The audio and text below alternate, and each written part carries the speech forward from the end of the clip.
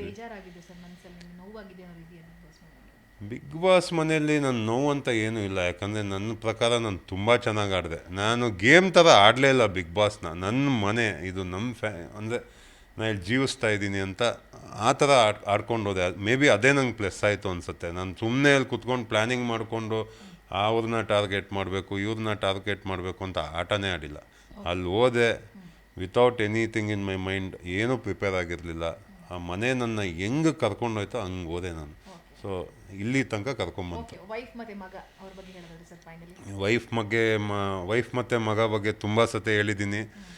ಮುಂಚೆ ಇಲ್ಲಿದ್ದಾಗ ತುಂಬ ಮನೆಗೆ ಬರೀ ಕೆಲಸದ ಟೆನ್ಷನ್ನು, ಆ ಟೆನ್ಷನ್ನು ಈ ಟೆನ್ಷನ್. ಮನೆಗೆ ಬಂದಾಗ ಅವ್ರು ಟೈಮ್ ಕೊಡ್ತಿರ್ಲಿಲ್ಲ. ನನಗೆ ಅಲ್ಲಿ ಹೋದಾಗ ವ್ಯಾಲ್ಯೂ ಗೊತ್ತಾಯಿತು. ಸೊ ನಾನು ಇದಕ್ಕಿಂತ ಮುಂಚೆನೂ ಮಾತಾಡಿದ್ದೆ. ಬಿಗ್ ಬಾಸ್ ಮನೆಯಲ್ಲಿ ಒಂದು ಚಿಕ್ಕ ಥಿಂಗ್ಸ್ ಅಂದರೆ ಏನೇ ಇರ್ಬೋದು, ಒಂದು ಕಾಫಿ ಪುಡಿಗೆ ನಾವು ಒದ್ದಾಡಿದ್ದೀವಿ, ಜಗಳ ಆಡಿದ್ದೀವಿ. ಅಂದರೆ ಆಚೆ ಇದ್ದಾಗ ನಮ್ಮ ಕಾಫಿ ಪುಡಿ ಏನೂ ಇಲ್ಲ, ಬಟ್ ಅಲ್ಲಿ ಕಾಫಿ ಪುಡಿಗೂ ಜಗಳ ಆಡ್ತಾಯಿದ್ವಿ. ಸೊ ಆವಾಗ ಅರ್ಥ ಆಯಿತು, ನಮ್ಮ ಫ್ಯಾಮಿಲಿ ಮೆಂಬರ್ಸ್ ಅಂತ ಬಂದಾಗ ನಾವು ಇನ್ನೆಷ್ಟು ಇಂಪಾರ್ಟೆನ್ಸ್ ಕೊಡಬೇಕು. ಕಾಫಿ ಪುಡಿಗೆ ಎಷ್ಟು ಇಂಪಾರ್ಟೆನ್ಸ್ ಕೊಡ್ತೀವಿ, ಇನ್ನು ಫ್ಯಾಮಿಲಿಗೆ ಎಷ್ಟು ಇಂಪಾರ್ಟೆನ್ಸ್ ಕೊಡಬೇಕು ಅಂತ ನಂಗೆ ಅವತ್ತು ಅರ್ಥ ಆಯಿತು.